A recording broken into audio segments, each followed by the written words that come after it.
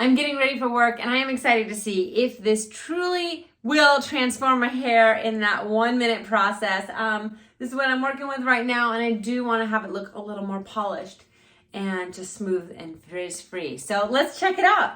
It says to use it on dry hair. I'm just gonna put a little bit there in my hand, and then I'm gonna hit it with a round brush that's hot as well. So let's see if this will do the trick. It smells really good too, like really good.